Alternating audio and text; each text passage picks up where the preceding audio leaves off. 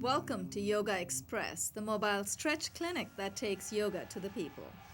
My name is Banu Suresh. I'm your host for this program.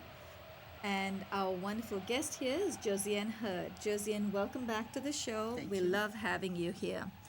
For our viewers out there, you have a lot of support on this yoga health program.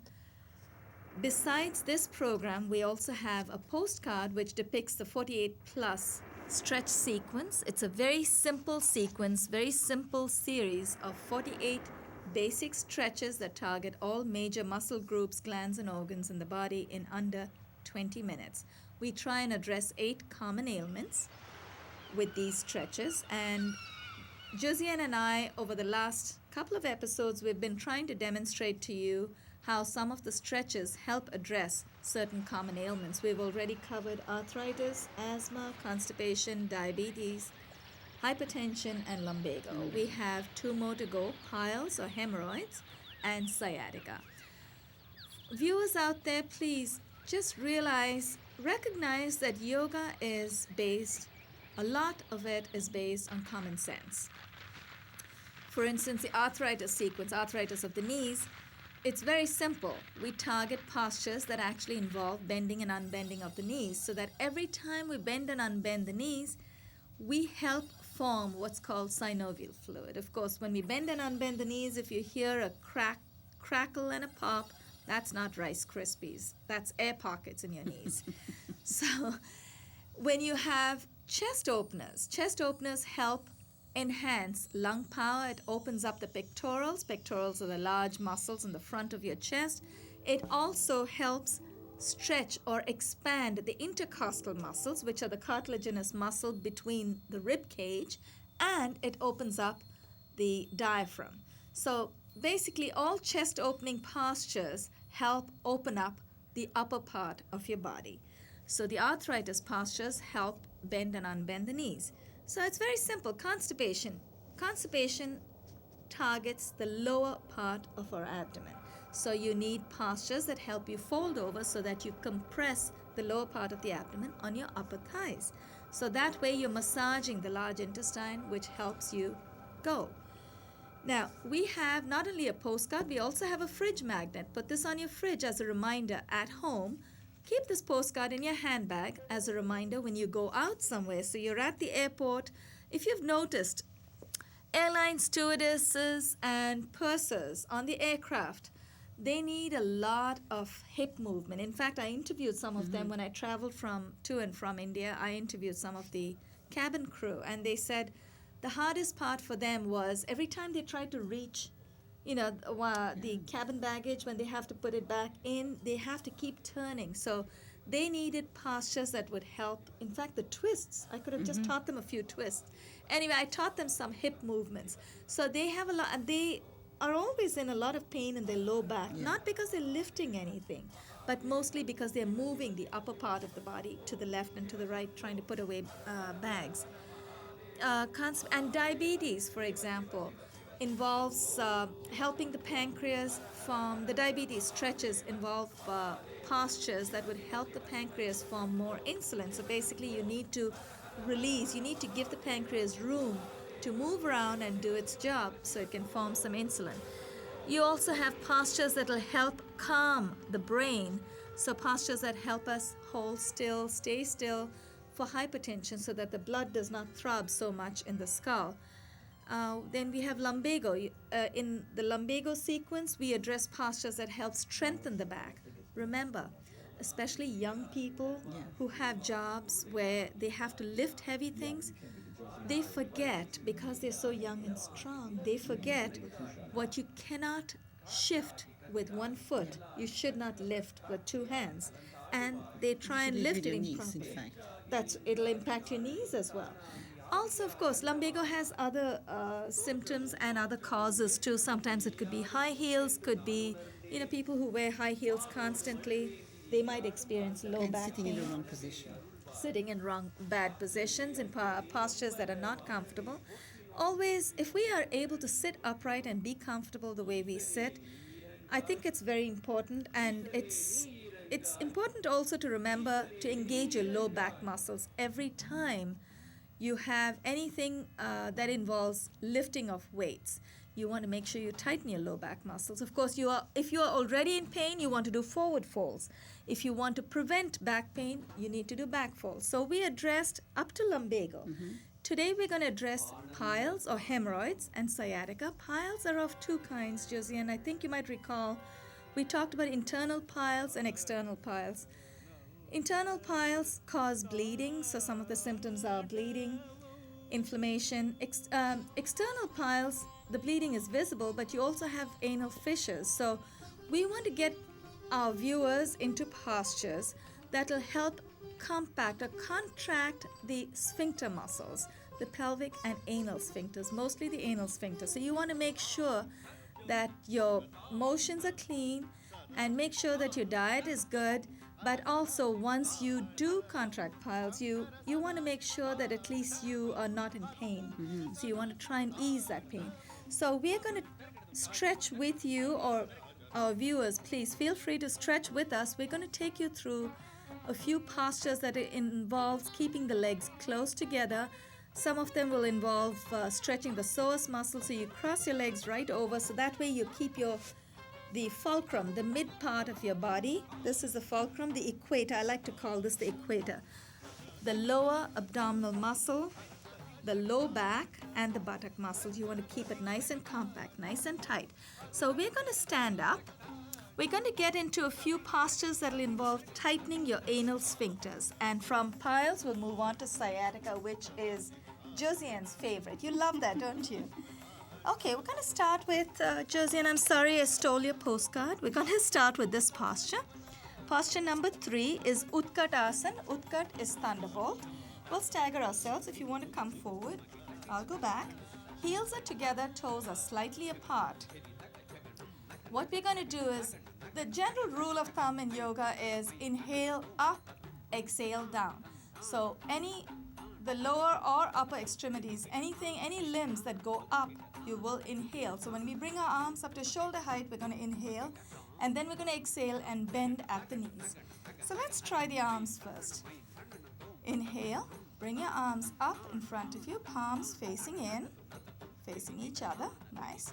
Now we're going to exhale and bend at the knees. Make sure you engage your low back muscles to do this. Exhale, compact your sphincters. If you feel there's a lot of pressure on the knees, feel free to lean back just a little bit.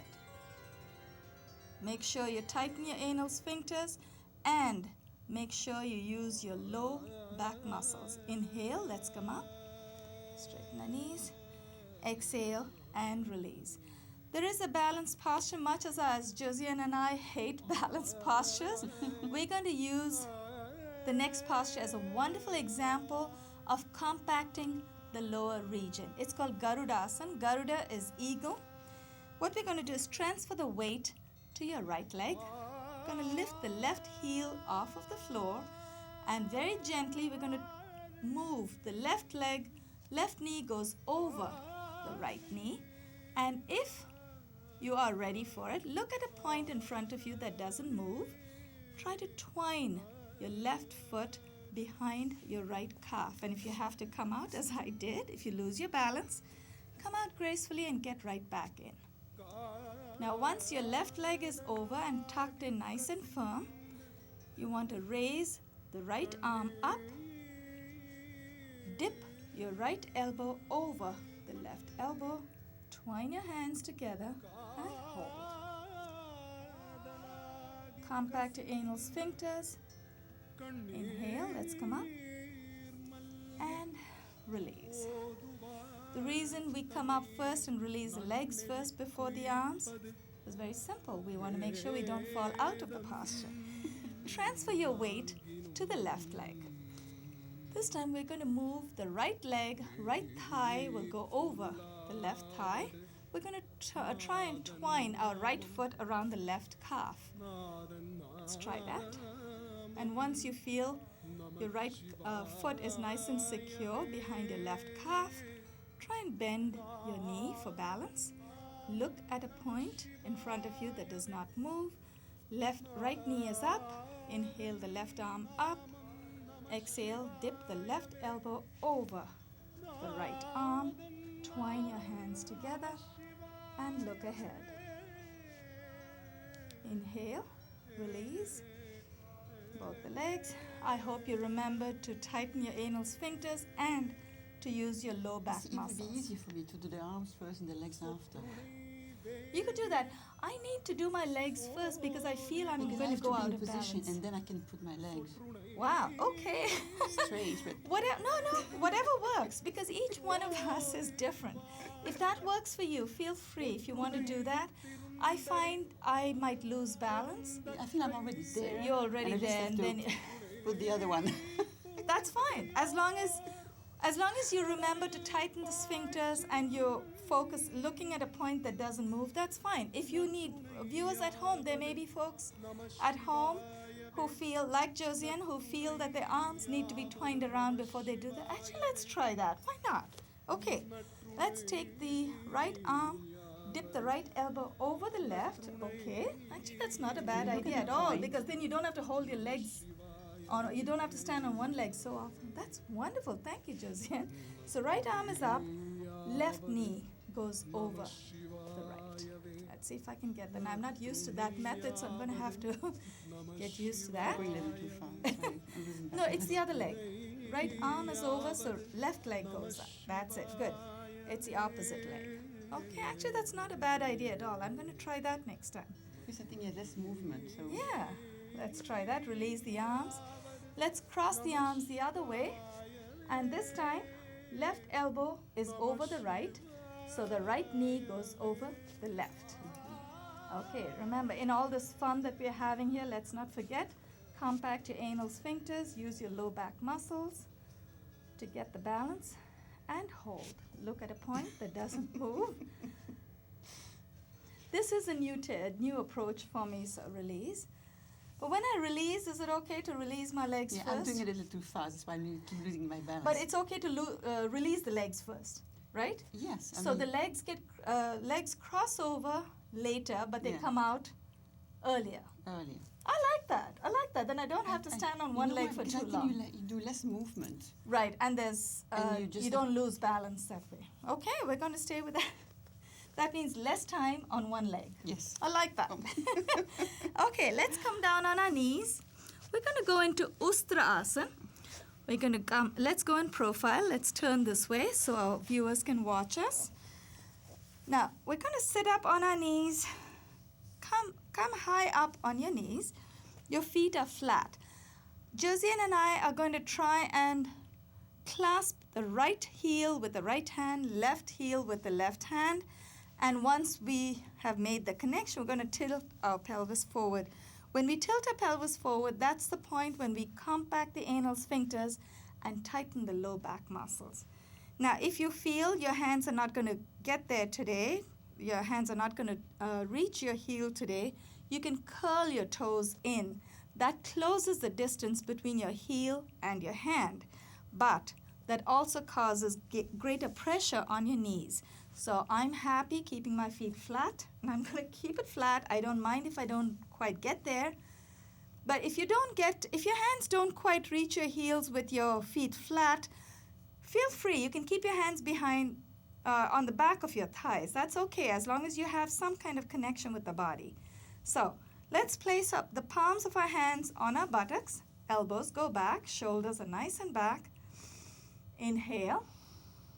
Now, very gently, as we exhale, we're going to glide our hands down the back of our palms. Remember, tighten your sphincters and your buttock muscles. Right hand reaches for the right heel. Left hand reaches for the left heel. Once you made the connection, tilt your pelvis forward and hold. Hold your posture, not your breath. Inhale, right hand is back on the buttock. Left hand comes back on the buttock, and then bring your head forward. You want to make sure that your head doesn't come forward too quickly, or you might feel a little dizzy, you might fall, you might lose your balance. Okay, let's come. We've done one seated. Let's come in prone position because we have piles and sciatica. Okay, let's come down in prone position. We have done most of the others. We're going to go into Salab Asana. Salab is locust, where the upper part of the body, including the chin and the chest, stay on the floor, but the legs will go up. And that will definitely involve using your low back muscles. What you want to do is first make a fist with your hand. Tuck your thumb into your palm, curl your fingers over the thumb, and place it face up under in the pelvic region, in the groin area. Do that with both your hands, just so you protect yourself. You don't want to hurt yourself. You don't want your bones chafing on the floor. Also, it gives you that extra leverage when you want to lift your knees off the floor. You can press the back of your palm on the floor to help lift your knees. Chin is on the ground, chin is on the floor. Inhale, lift both your knees off the ground. Use your low back muscles, tighten your sphincters, and hold. Try not to point your toes or flex your toes, just stay natural.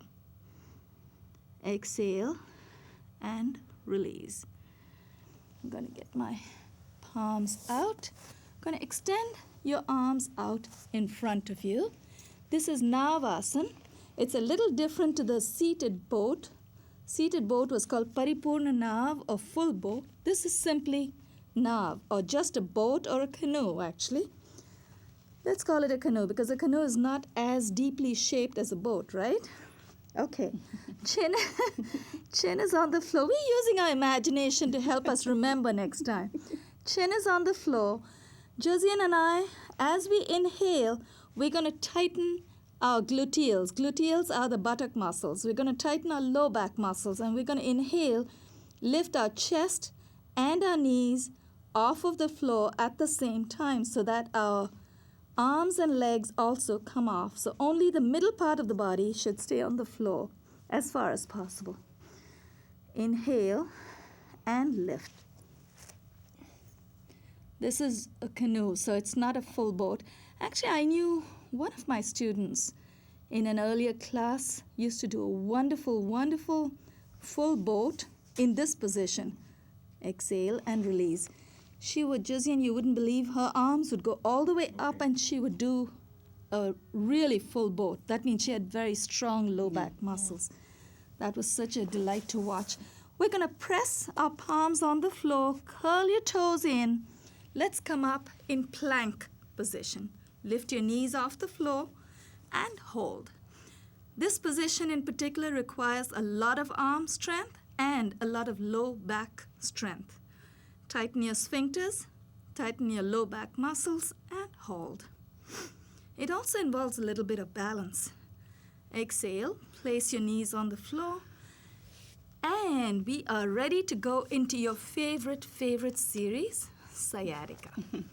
I love that too, actually, because it just feels so wonderful. It feels good. Yeah, let's try that. We're going to stand up. For the sciatica sequence, for the sciatica series of postures, we actually need to do a lot of forward folds so that it helps stretch the whole of the back. So let's stand up. Okay, let's stagger ourselves. The first posture is Padahasta, which on your postcard is posture number 2. We're going to go from Padahasta posture number 2 to 4. And we're not going to transition directly, but we'll try and move gracefully one to the other. Heels are together, toes are slightly apart. Inhale, bring your arms up to shoulder height, palms facing down. Keep inhaling.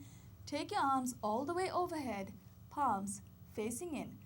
Clasp your palms together and bring your biceps behind your ears exhale, and fold from the hip.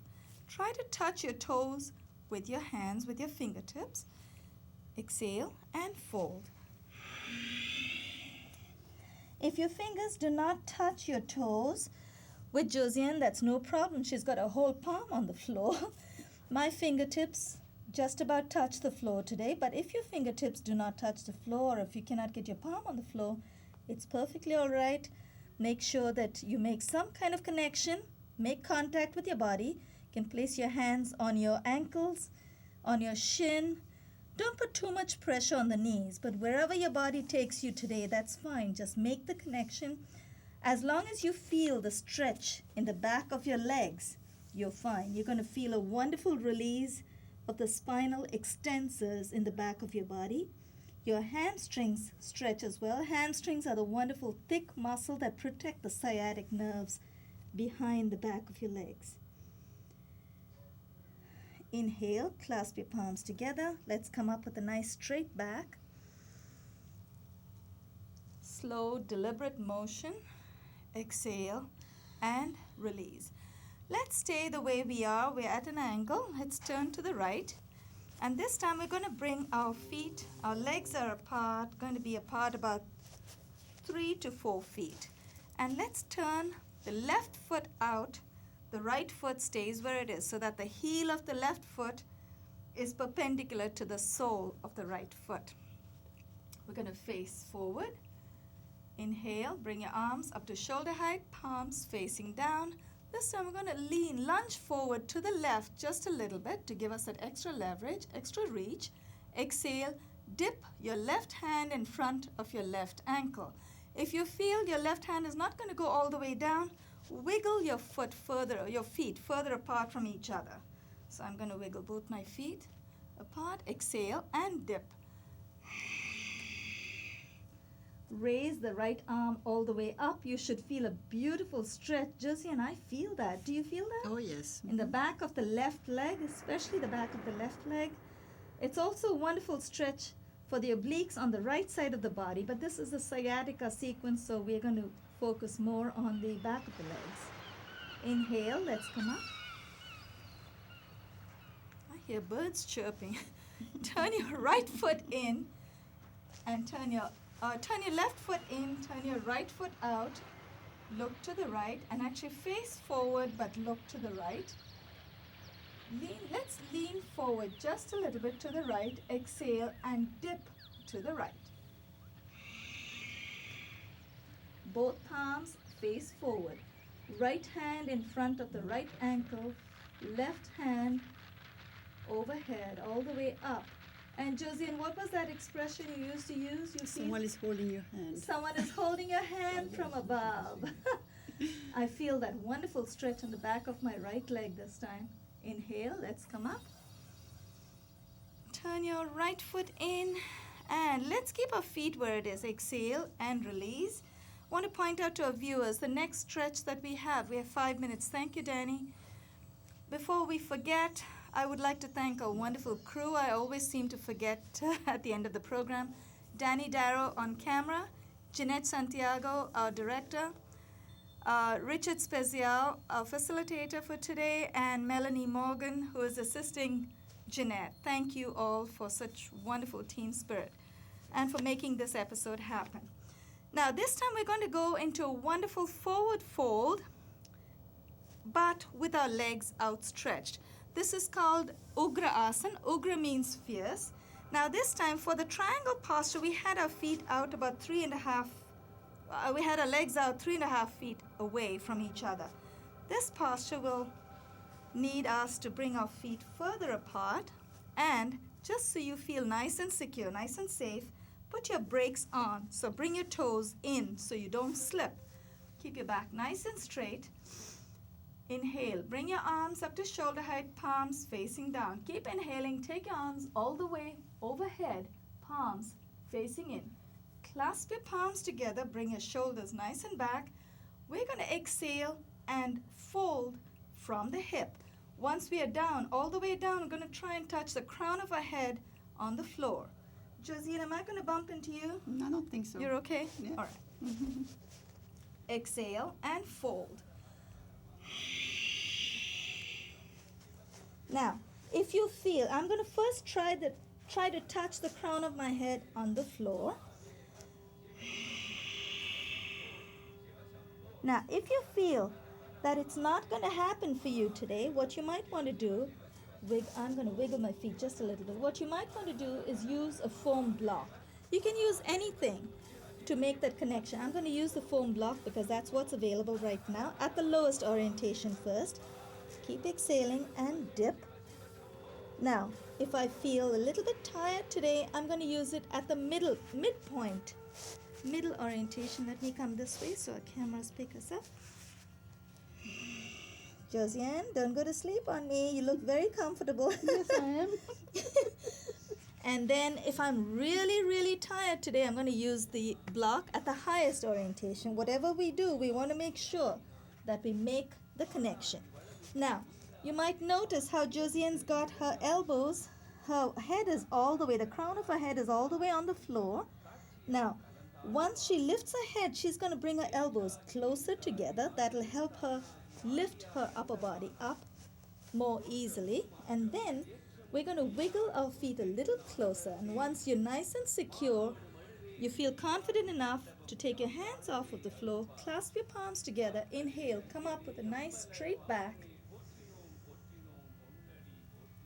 Exhale and release.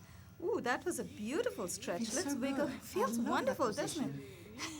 It's a great release. It's a wonderful release because it actually stretches the sciatic nerves, so it makes it nice and elastic. And it's comfortable too, believe it or not. It is. And you know what? We end up liking postures that we're very good at. Danny, did you say we had 5 minutes? We have 1 minute left. Okay, let's do one last stretch and we're done.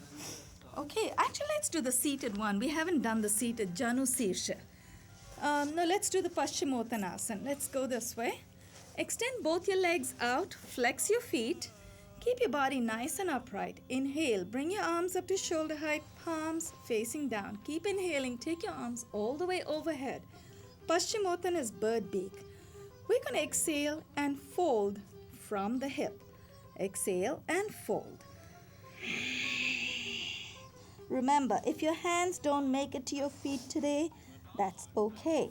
Place your hands at your ankles, your shin, and this time it's okay to place your hands on your knees because there's no pressure and no threat of the knees going backward.